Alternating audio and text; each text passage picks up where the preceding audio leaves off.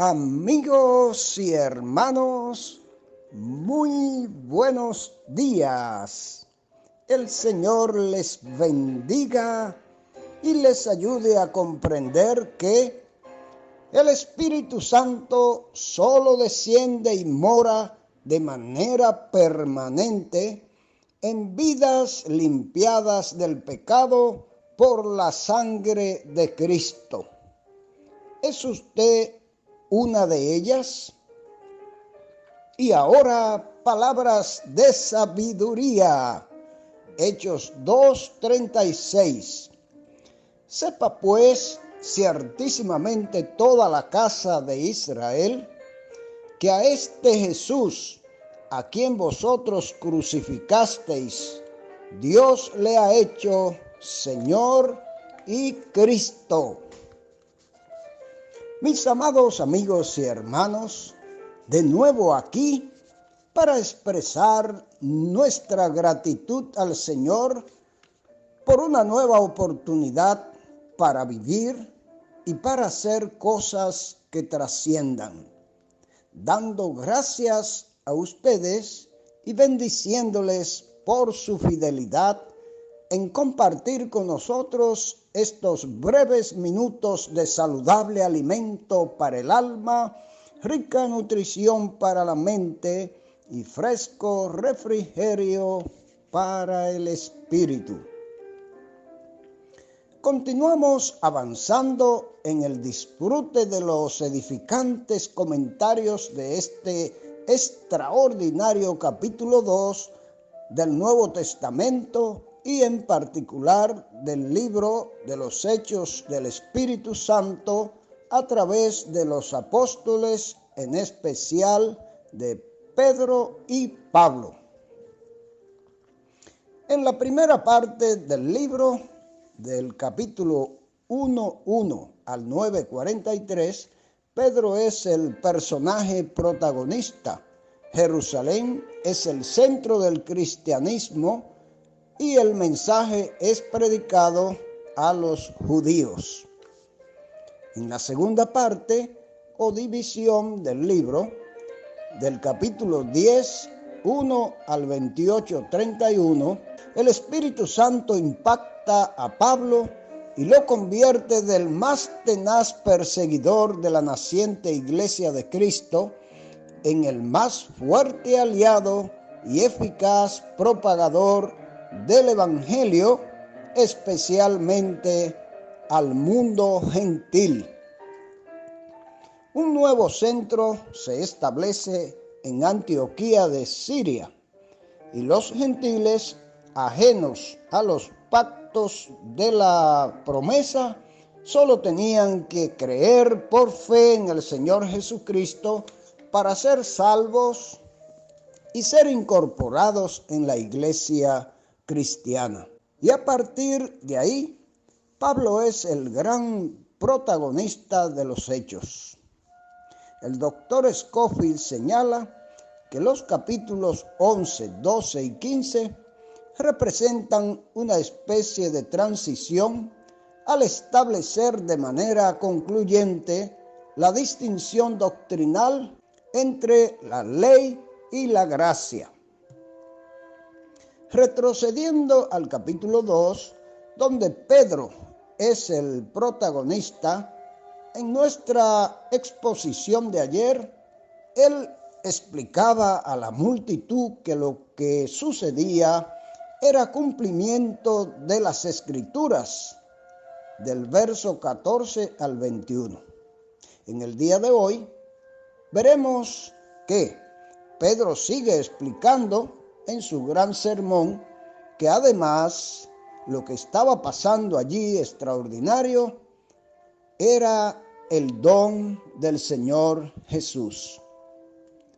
Escuchemos pues los comentarios de los eminentes teólogos o eminentes autoridades bíblicas, Matthew Henry y Francisco Lacueva, hoy con el tema El descenso del Espíritu Santo, parte 4, Hechos 2, 22 al 36.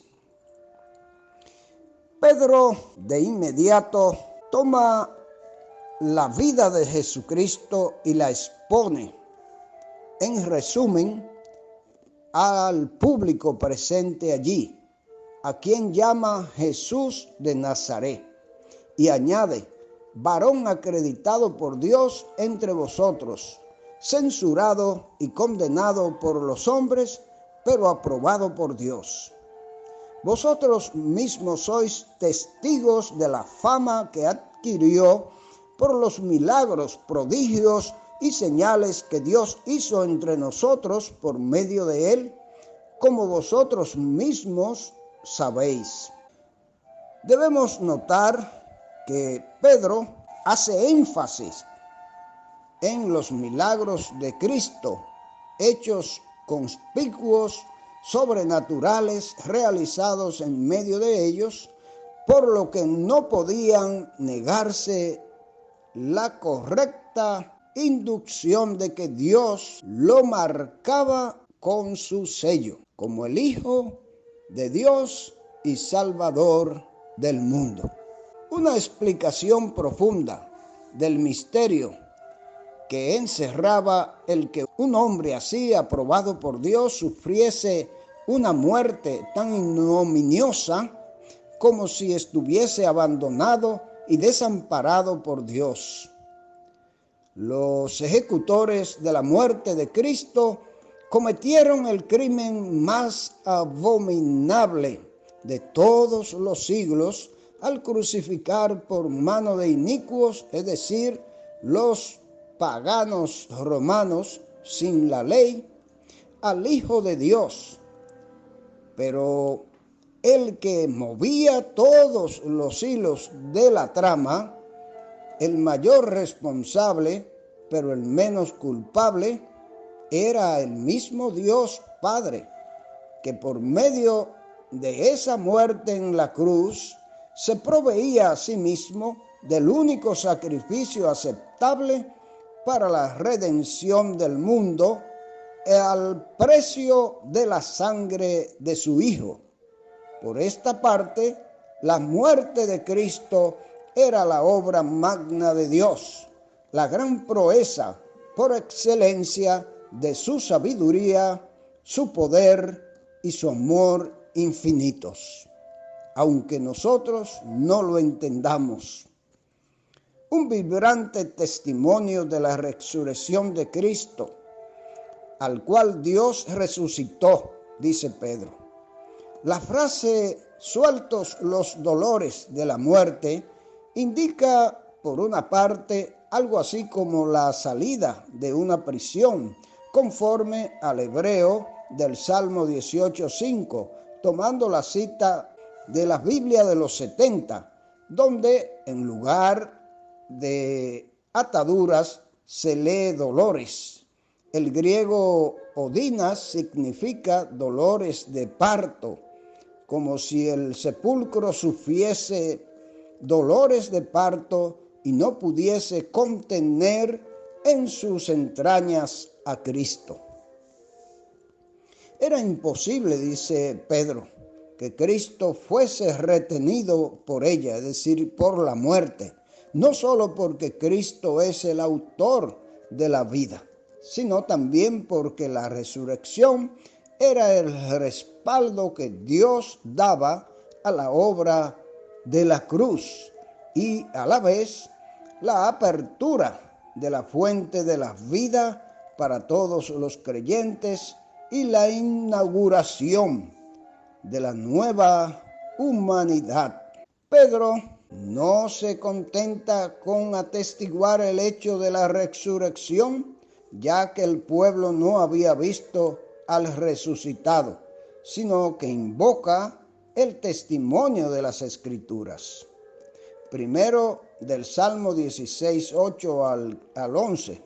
De acuerdo con la tradición judía, apoyada en la versión de los 70, ya que el hebreo no hace referencia a la resurrección ni a la inmortalidad, y deduce que David, siendo profeta, habló de la resurrección de Cristo, por donde vemos una vez más que la intención del Espíritu Santo sobrepasa en muchos lugares la percepción consciente de los mismos escritores sagrados. Del Salmo 110:1 cita que se repite 16 veces en el Nuevo Testamento y que el propio Jesús había usado para demostrar que era el Mesías, pues David le había reconocido como Señor suyo, siendo hijo suyo. Tras atestiguar de nuevo el hecho de la resurrección de Cristo, Pedro explica la efusión del Espíritu Santo sobre los discípulos, cuyos efectos podían ver todos los presentes en función de la exaltación de Cristo a la diestra del Padre, ya que sólo después de recibir el espaldarazo de vencedor al ascender a los cielos, pudo derramar con el Espíritu Santo la fuente de todos los dones otorgados a su iglesia. Efesios 4:8-10. Pedro finaliza su magnífico mensaje con una valiente, poderosa peroración. Por tanto, que todo el pueblo de Israel, dice Pedro, lo sepa con absoluta seguridad. Dios ha constituido como Señor y como Mesías a este mismo Jesús a quien vosotros crucificasteis. Antes de su resurrección, a nadie se le debía decir que Jesús era el Mesías. Por ejemplo, Mateo 17:9, él mismo lo prohibió a causa de las falsas ideas de la gente, pero ahora debían proclamarlo de voz en cuello. Jesús ya era antes Señor y Cristo, pero ahora Dios lo hacía, es decir, lo constituía públicamente al exaltarlo con una gloria sin par. El original dice la casa de Israel, por su sentido de familia, que toma el nombre de su jefe o antepasado, como dice Leal. Nótese el contraste que Pedro establece entre la glorificación de Cristo por obra del Padre y su crucifixión por la obra de los mismos asistentes al sermón. Ambos elementos eran necesarios en la peroración de Pedro. No basta con predicar la salvación, es preciso predicar el pecado, la perdición, sin la que la salvación no tiene sentido. Mis amigos, Cristo salva. ¿A quién salva? A los pecadores. ¿Quiénes son nosotros? Todos somos pecadores. Y Cristo nos ofrece salvación y vida eterna, pero solo la adquieren aquellos que se reconocen pecadores y por fe en el sacrificio del Calvario le confiesan a Él como su Salvador. Ojalá, si no los ha hecho, lo haga ahora, mi amado amigo.